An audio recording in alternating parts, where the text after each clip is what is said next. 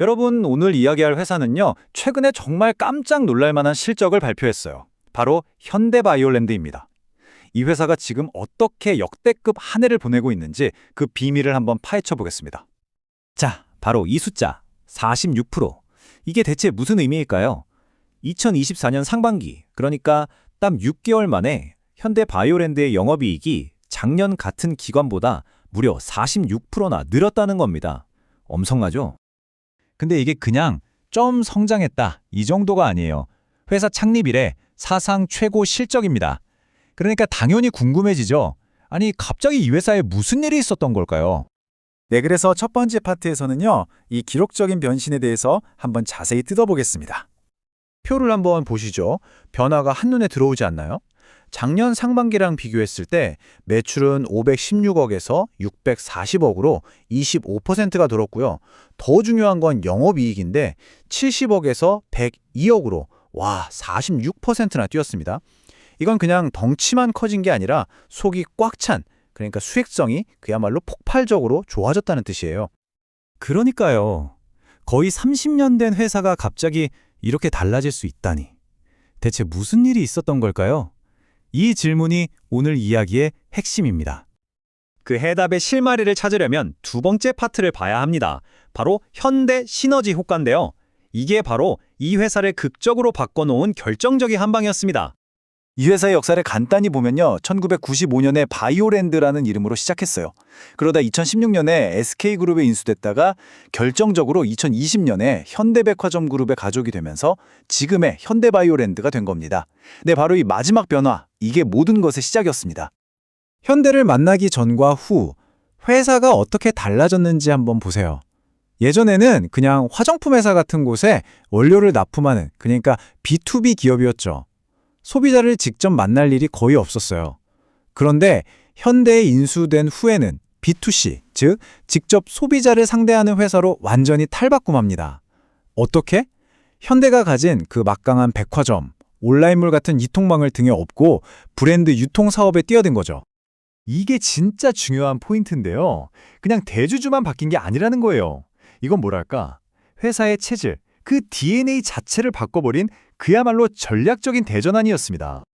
자, 그럼 대체 어떤 사업들이 이렇게 기록적인 성장을 만들어내고 있는지 그 성장 엔진들을 세 번째 파트에서 하나하나 뜯어보겠습니다. 성장 스토리의 첫 번째 주역은요, 바로 새로운 슈퍼스타의 등장입니다. 혹시 네슬레 아시죠? 그 글로벌 기업 네슬레와의 파트너십이 최근 이익이 폭발적으로 늘어난 데에 결정적인 역할을 했습니다. 1등 공신이라고 할 수 있죠. 이 그래프 좀 보세요. 와, 정말 극적이지 않습니까? 작년 상반기에 19억 원이던 건강식품 유통 매출이 올해는 95억 원. 이게 무려 5배가 뛴 겁니다. 1년 만에요. 그러니까 현대바이오랜드가 뭘 하냐면요, 네슬레의 유명한 건강기능식품 브랜드들 있죠. 뭐 솔가, 바이탈 프로틴, 퓨리탄 프라이드 같은 것들. 이걸 국내에서 독점적으로 팔고 있는 거예요. 근데 어디서 파느냐? 바로 더현대서울 같은 아주 핫한 백화점이나 현대 H몰 같은 온라인 쇼핑몰에서 파는 거죠.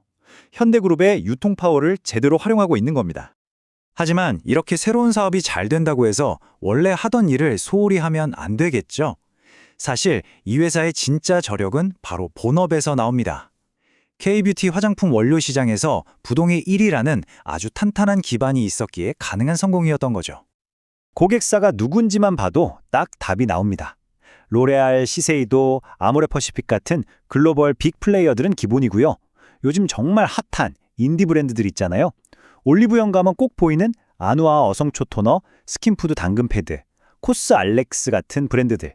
여기에 들어가는 핵심 원료를 바로 현대바이오랜드가 공급하고 있는 겁니다.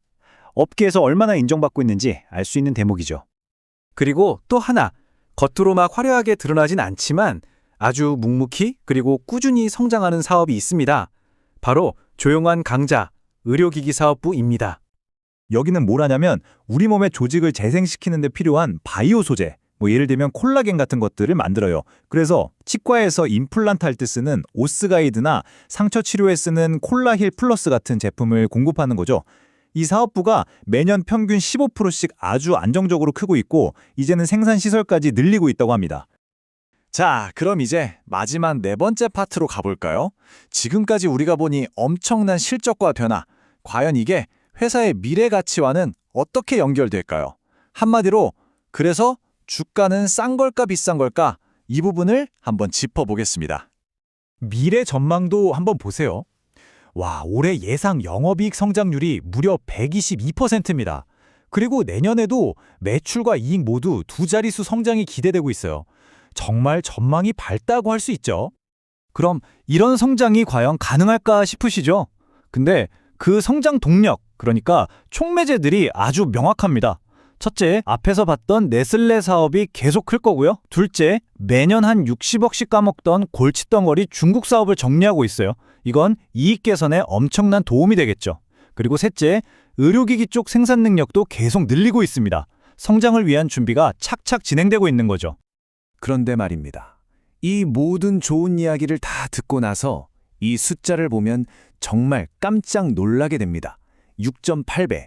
이게 뭐냐면 2025년 예상 실적을 기준으로 한 이 회사의 PER, 즉 주가 수익 비율입니다. 6.8배밖에 안 된다는 거예요. 바로 이 지점이 오늘의 하이라이트입니다. 회사는 지금 창사 이래 최고의 실적을 내고 있는데 주식의 가치 평가는 역대 최저 수준이라는 이 아이러니. 뭔가 좀 이상하지 않으세요? 그래서 마지막으로 이런 질문을 던지면서 마무리할까 합니다. 지금 시장은 이 강력한 변신을 통해 완전히 새로운 회사로 거듭나고 있는 현대바이오랜드를 혹시 너무 싸게 평가하고 있는 건 아닐까요? 어쩌면 우리가 미처 알아보지 못한 보석일지도 모른다는 거죠.